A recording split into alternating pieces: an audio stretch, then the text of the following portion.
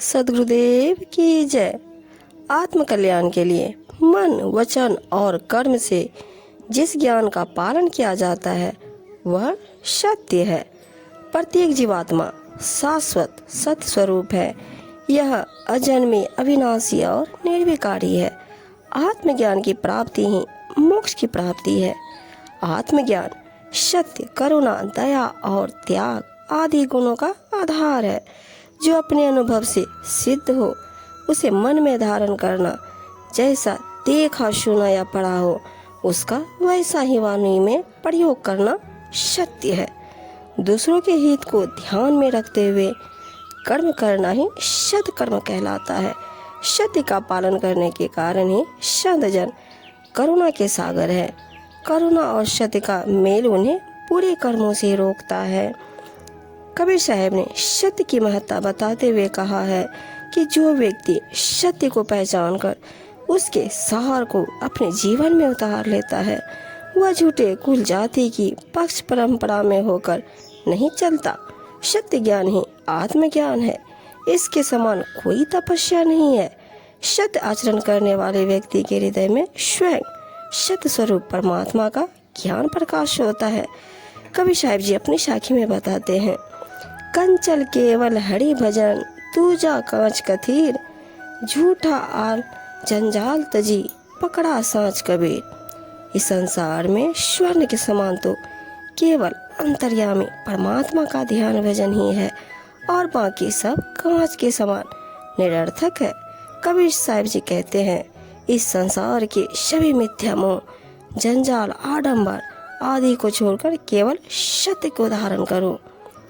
जिन नर सांच पिछानिया, करता केवल सार, सो प्राणी काहे चले झूठे कुल की लार।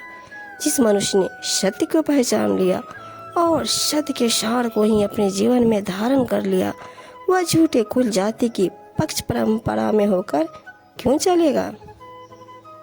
सांचे को सांचा मिले अधिक बुरे सने, झूठे को सांचा मिले दर्दे टूटे ने। इस संसार में सत्य आचरण करने वाले व्यक्ति को जब सत्य आचरण का करने वाले व्यक्ति ही मिलता है तो उनमें बहुत अधिक प्रेम भाव की वृद्धि हो जाती है। परंतु जब झूठे मनुष्य को सच्चा मनुष्य मिलता है तो प्रेम शीघ्र ही टूट जाता है। सांच बराबर तप नहीं, झूठ बराबर पाप, जाके हृदय सांच है ताके हृदय आप।